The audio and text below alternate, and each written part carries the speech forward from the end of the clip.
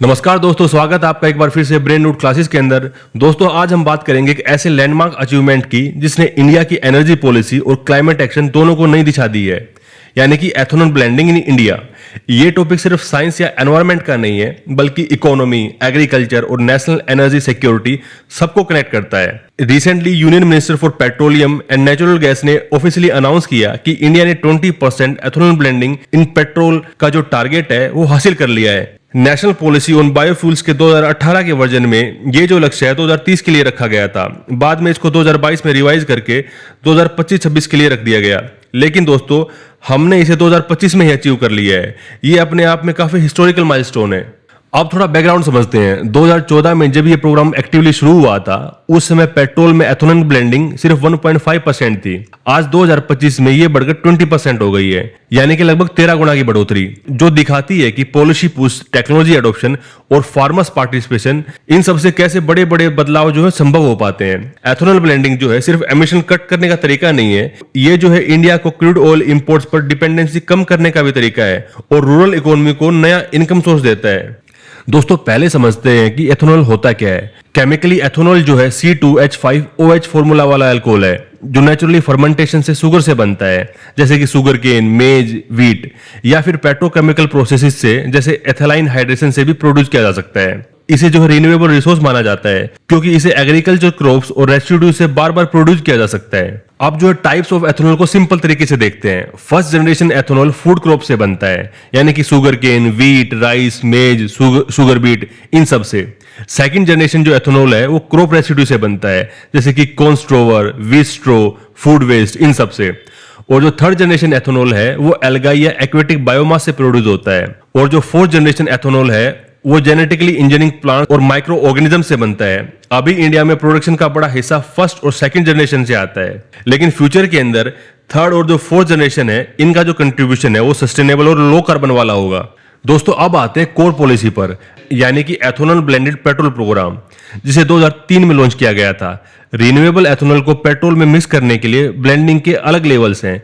E10 fuel में 10% ethanol plus 90% petrol होता है। उसके अलावा E20 के अंदर 20% एथेनॉल होता है और 80% जो है पेट्रोल होता है। और स्पेशली डिजाइन व्हीकल्स के लिए E85 है, जिसमें 85% एथेनॉल है और 15% पेट्रोल होता है। अभी इंडिया का बड़ा अचीवमेंट ये है कि हम नेशनल वाइड E20 सप्लाई करने लगे हैं। एक्सपर्ट्स कहते हैं कि E20 फ्यूल से व्हीकल्स को बेटर एक्सेलरेशन, स्मूदर ड्राइव और लगभग 30% लोअर कार्बन एमिशंस मिलते हैं compare to E10। Feedstock expansion भी काफी इंटरेस्टिंग है। पॉलिसी ने सिर्फ शुगर केन जूस नहीं, बल्कि damage food grains, rotten potatoes, surplus rice और मेज जैसे स्टॉक्स को भी एथेनॉल प्रोडक्शन में अलाउ किया है। 2014 में प्रोडक्शन सिर्फ 38 करोड़ लीटर्स था, जो 2025 में 660 करोड़ लीटर से ज्यादा हो गया है। ये जब बताता है कि कैसे फार्मर्स, शुगर मिल्स और प्राइवेट डिस्टिलरीज ने सप्लाई चेन को एक्सपेंड किया है। लेकिन दोस्तों, जो चैलेंजेस हैं वो भी काफी हैं। सबसे बड़ा कंसर्न है फूड सिक्योरिटी। अगर बहुत ज्यादा फूड क्रॉप्स बायोफ्यूल प्रोडक्शन में डाइवर्ट होंगे तो फूड अवेलेबिलिटी और प्राइसेस पर काफी असर पड़ेगा। FAO ने, यानी कि फूड एंड एग्रीकल्चर ऑर्गेनाइजेशन, जो कि UN के अंदर आती है, इसने जो है 2023 में इसी बारे में वार्निंग दी थी। दूसरा इशू है वाटर स्ट्रेस। इंडिया जो है एथेनॉल के लिए अभी भी जो है बहुत हद तक शुगर केन के ऊपर डिपेंडेंट है, और शुगर केन जो है एक वाटर इंटेंसिव क्रॉप है। Excessive cultivation ground water aquifer को डिप्लीट कर सकता है और एग्रीकल्चर के ऊपर स्ट्रेन डाल सकता है। टेक्नोलॉजी और व्हीकल रिलेटेड चैलेंजेस भी काफी हैं। ओल्डर व्हीकल्स पूरी तरह एथेनॉल कंपेटेबल नहीं है। हायर ब्लेंड्स जैसे E20 और ऊपर के लिए इंजन में मॉडिफिकेशन फ्यूल सिस्टम की जरूरत पड़ती है, जिससे व्हीकल की जो कॉस्ट है वो और भी बढ़ जाती है। एथेनॉल की एनर्जी डेंसिटी जो है वो पेट्रोल से कम होती है, इसलिए माइलेज थोड़ा कम मिलता है। एथेनॉल हाइग्रोस्कोपिक है, यानी ये जो है पानी को अब्सॉर्ब करता है, जिससे फ्यूल सिस्टम कोरोजन और जो क्लॉगिंग है इसका रिस्क भी बढ़ जाता है। सप्लाई कंस्ट्रेंट्स भी कम नहीं है दोस्तों।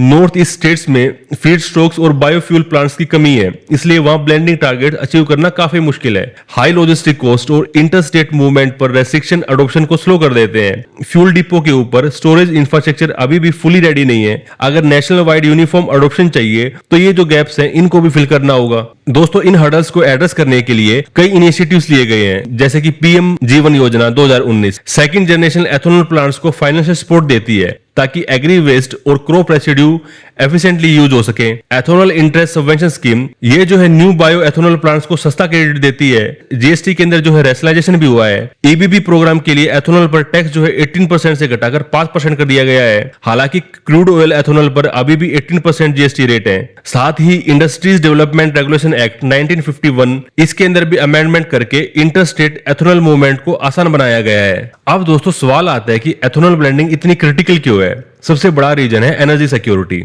इंडिया अपनी ऑयल नीड्स का 85% से ज्यादा इंपोर्ट करता है और क्रूड ऑयल का बिल हमेशा इकोनॉमी के ऊपर प्रेशर डालता है।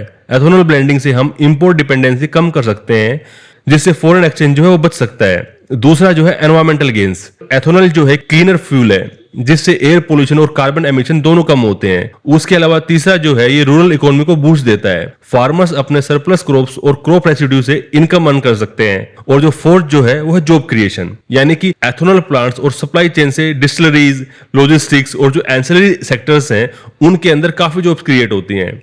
वर्ल्ड बैंक और कई इंटरनेशनल एजेंसीज इस मॉडल को डेवलपिंग कंट्रीज के लिए रोल मॉडल मानते हैं। ब्राजील और यूएसए पहले से ही लार्ज स्केल एथेनॉल ब्लेंडिंग कर रहे हैं और इंडिया अब उनके बाद बिगेस्ट प्लेयर बन रहा है। अगर हम सेकंड और थर्ड जनरेशन एथेनॉल पर ज्यादा जोर दें तो वाटर स्ट्रेस और फूड सिक्योरिटी जो रिस्क है वो भी कम हो सकता है। हम उसको भी टैकल कर सकते हैं। दोस्तों इमेजिन कीजिए एक शुगर केन फार्मर महाराष्ट्र के अंदर, जिसके पास पहले सिर्फ रॉ शुगर बेचने का ऑप्शन था। अब जो है एथेनॉल डिस्टिलरीज को सप्लाई करके उसे अश्योर्ड प्राइस और फास्टर पेमेंट मिलता है। या बिहार का कोई फार्मर जो मेज को उगाता है वो मेज को एथेनॉल प्लांट को बेच सकता है, जिससे उसकी आय और भी डबल हो सकती है। इसी तरीके से पंजाब और हरियाणा के फार्मर जो क्रॉप रेसिड्यू जलाते हैं जिससे स्टबल बर्निंग और पोल्यूशन होता है, वे रेसिड्यूज को 2G एथेनॉल प्लांट्स को दे सकते हैं, जिससे पोल्यूशन भी कम होगा और उनकी इनकम भी बढ़ेगी।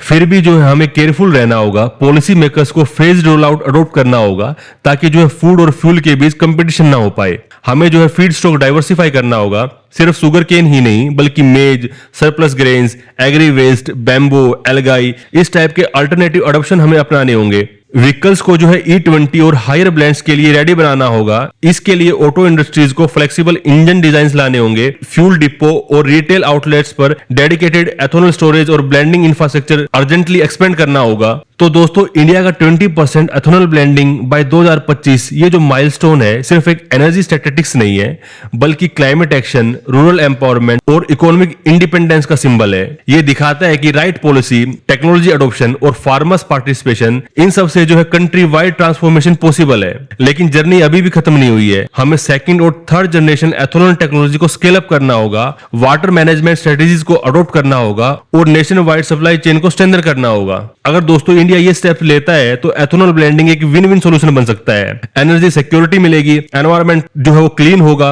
और फार्मर्स को स्टेबल इनकम मिलेगी। और सबसे जरूरी, इंडिया ग्लोबल साउथ के लिए एक रोल मॉडल बनेगा कि कैसे ग्रीन ट्रांजिशन और इकोनॉमिक ग्रोथ साथ साथ चल सकते हैं। तो दोस्तों यहाँ पे हमारा टॉपिक कंप्लीट होता है। उम्मीद है आपको पसंद आया होगा। अगर आपको ये टॉपिक अच्छा लगा हो तो कमेंट कर जरूर बताएं, अपने दोस्तों के साथ शेयर करें और बेल आइकन को दबाना बिल्कुल ना भूलें, ताकि हर नई लेक्चर की नोटिफिकेशन आपको टाइम पर मिलती रहे। मिलते हैं अगले वीडियो में, तब तक के लिए धन्यवाद।